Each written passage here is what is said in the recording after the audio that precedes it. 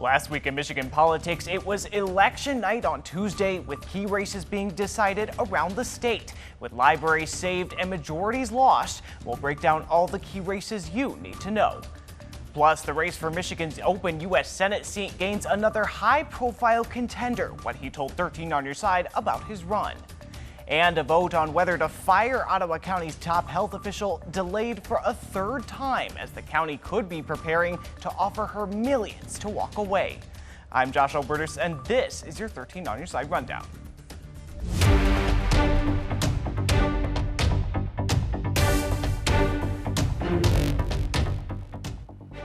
Thanks for joining us, West Michigan. Results from Tuesday's elections have been counted. Several key issues have been decided by the people of West Michigan. That includes a bond proposal for GRPS and 2 millages that will help fund local libraries for several years. The Kent District Library millage to fund it for another 15 years passed with a staggering 77% of the vote. The millage will cost residents a little more than $1 for every $1,000 in taxable home property value. It means 20 libraries serving 27 municipalities in the county will be able to stay open. The win is a big one, considered increased scrutiny among critics that have been very vocal against books centered around LGBTQ themes. The millage renewal is a reduction from the previous millage, but KDL leaders say they will still offer the same services to patrons. KDL leaders say they feel privileged that the people of Kent County came out to show their support. Well, to me, it really indicates that the residents of Kent County, much as we said last time, really value their civil rights, really appreciate the library's position on their civil rights, and really understand that the library stands for the people. In other election news, a big victory for the Patmos Library in Jamestown Township. 62% of the voters approved the millage that will fund the library through 2025. Now, this is a major reversal from last year, when a millage proposal was rejected twice over LGBTQ books in the library. And a no tax increase bond proposal for Grand Rapids Public Schools also passed in a landslide. 74% of voters approving the bond that will generate more than $300 million to help make updates to several school buildings and safety and security improvements. In Mecosta County, the people have voted to recall 5 of the 7 members of the Green Charter Township Board. It was a clear rebuke of those members for voting to approve the controversial Goshen battery plant. And the board unanimously voted in support of a property tax abatement plan that helped bring the plant to Mecosta County. Voters there have also recalled the township clerk, treasurer, and 2 trustees. At least for now, that recall does not do anything to prevent the Goshen battery plant project from moving forward. And in Grand Haven, voters chose a new mayor Tuesday as well, to replace current mayor Catherine McNally, who lost in the August primary. Former mayor Bob Manetza will return to the post to be the city's next mayor, defeating urban planner Andrea Hendrick with 61% of the vote. And in Lansing, Democrats have had full control over the state legislature all year, but after last night, one of their majorities is now gone. 2 Democratic representatives from Metro Detroit run their races for mayor, now leaving their seats in Lansing open. The Michigan House will stand at a tie, 54 Democrats and 54 Republicans, until special elections can be held to fill the seats. Both are in districts considered to be heavily Democratic. And in Ottawa County, following an 8-hour meeting on Monday, there was still no decision from the County Commission on whether to fire Health Officer Adeline Hamley. It was delayed for a 3rd time. Hamley is accused of incompetence, misconduct, and neglect of duty. A vote on whether she would be fired was supposed to happen Monday, but after meeting behind closed doors, the Commission decided to postpone it again.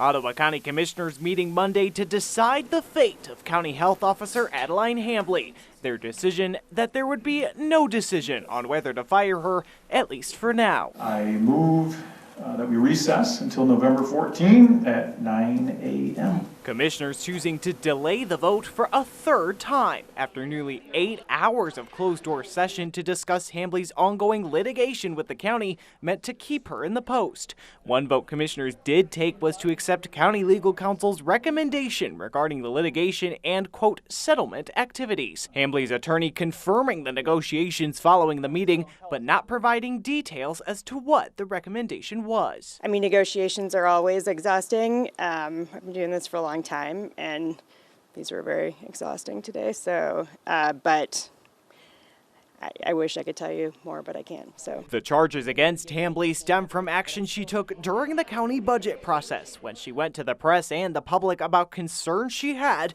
about commissioners' proposal to cut the health department budget. It was a move she said fell within her duty to protect public health, as the cut she said could cause the department to close. Board Chair Joe Moss alleged that some of her claims were not true and that she was fear-mongering and spreading panic. A 2-day termination hearing was held late last month to hear testimony before commissioners made their final decisions. And if you find, in your opinion, that the evidence before you meets that standard, then you can make the decision. But a vote on her termination has now been delayed 3 times, with some commissioners initially saying more time was needed to consider the evidence. Throughout Monday's meeting, over a dozen county residents stayed, some visibly frustrated, but seemingly determined to see it through to the end. Christian nationalists, you are not conservatives. You are Christian nationalists destroying this county. While county legal counsel has said the process was set up to be fair and follow the law, Hamley and her attorney have argued given statements from commissioners and their attempt to replace her in January without prior notice, commissioners are not a fair decision-making body. As the meeting is scheduled to pick back up next week, one thing Hamley's attorney did confirm to reporters Monday night, Hamley remains the health officer for the time being. And on Wednesday, we learned new details as to what those negotiations were. A source familiar with the matter telling us the county is preparing to offer Hamley $4 million as a settlement in exchange for her resignation. The source also confirmed severance pay for a departure from Deputy Health Officer Marcia Mansoray was also part of the considered settlement. That vote that commissioners took was just to accept council's recommendation. It was not a vote to actually finalize a settlement, so that's not a final number yet. A Right to Life Michigan is spearheading a new lawsuit that argues Michigan's constitutional amendment passed last year to enshrine abortion rights violates the U.S. Constitution. Proposal 3, which codified the right to an abortion into the Michigan Constitution, passed with about 57% of the vote. The lawsuit was brought on the 1-year anniversary of its passage. Those behind it claim it violates the First and 14th Amendment of the U.S. Constitution, depriving people of their religious freedoms and women and, quote, preborn human beings of their due process. In a statement, Planned Parenthood of Michigan's president and CEO responded to the lawsuit, saying, quote, this baseless lawsuit is nothing but a brazen political attempt to overturn the will of the people and impose dangerous anti-abortion policies on an electorate that doesn't want them. And as the war in Israel continues, the House of Representatives voted to censure Michigan Democratic Representative Rashida Tlaib over her comments on the war. Tlaib, the only Palestinian American in Congress, defended her stance during the censure debate earlier this week. She was censured with a vote of 234 to 188. The debate centered around a slogan she uses frequently, but is widely seen as calling for the eradication of Israel. Those supporting her say the censure goes against the right to free speech and warned of the precedent the censure could have. A familiar face is joining the race for U.S. Senate, hoping to replace retiring Senator Debbie Stabenow. Former U.S. Representative Peter Meijer, who lost the Republican Party's nomination for his seat last year, announced his decision to run for Senate on Monday. Meijer was one of 10 Republicans who voted to impeach former President Trump in the aftermath of the January 6th insurrection at the U.S. Capitol, leading to his exit from Congress after losing that primary to John Gibbs. That decision and later the ouster itself already has some among Republican leadership questioning whether Meijer would be a viable candidate in the primary or more broadly in the general election, whether those reservations could kneecap him in a matchup against the eventual Democratic nominee. It is hilarious to me how much contempt they have for Republican voters and how little they actually want to address core issues. I think that's one of the challenges in politics generally, but especially in the Republican Party, is a lot of folks who just go along to get along, and people don't vote for somebody so they can just go and sit on their hands and, tell happy lies while the truth is hard and difficult. I'm running because I am more than happy to have those conversations. He said that he regretted the circumstances but would make the same choice again. He also is using a familiar, now retired logo once used for the family's superstore chain. We asked Meyer whether he believed the name recognition was likely to do him any favors with voters, a lot of them no doubt familiar with his family's story. Funny, when I spell my name in all lowercase, it looks like the current logo. I put it all in uppercase, it looks like the former logo. It's part and parcel with having a readily identified family name and being in the state of Michigan here. Are you counting on some of that legacy to maybe have some sway with voters at all? I'm standing on my own and I'm making my own case, but I do hope that folks appreciate the value that our family business has brought to customers. Meyer will join the likes of former U.S. Representative Mike Rogers and former Detroit Police Chief James Craig, who was disqualified from his race for the governor's office, with several others on the primary ballot. In the general election, the Republican nominee would go up against whoever succeeds Stabenow on the Democratic ticket, with U.S. Representative Alyssa Slotkin the clear current frontrunner. And you can find our full interview with former Congressman Meyer on our website, 13onyourside.com.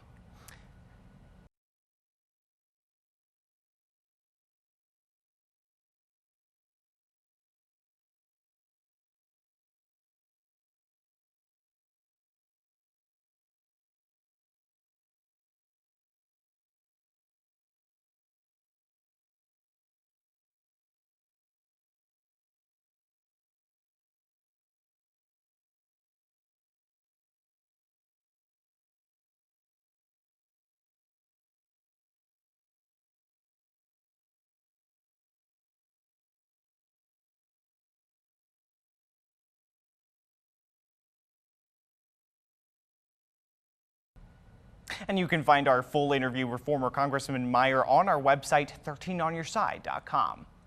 And after 34 years, the mayor of Ionia says he'll be calling it a career.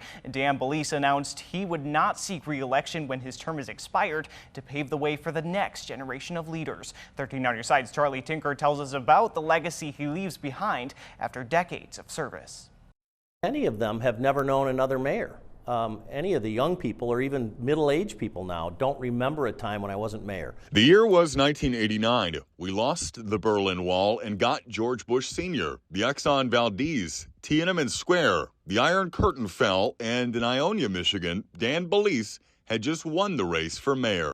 My dad was 29 when he ran in 1949, and I just grew up thinking public service was part of the rent you paid for your time here on Earth. Though it's tough to choose just one favorite moment, Biss describes one of the highlights. It was that when I took over in 89 or 90, the city was in big trouble economically and infrastructure and things of that nature. We implemented a city income tax, dropped our millage substantially, and that really provided the economic impetus to get us going. And that was a huge accomplishment. We've really kind of rebuilt the town, and it's been really, really fun, very challenging. Which laid the groundwork for the rest of Bills's time in office. We've worked on one thing after another, and it's, really, I didn't plan on spending 34 years, but that's just kind of how it worked out. Never short on hometown pride. Frankly, it's a great place to grow up, it's a great place to live, and it's a great place to visit. That's Biss talking it up to our morning crew during a segment that aired last year. It is a community in the greatest sense. I love the community. My grandparents moved there from Italy in the early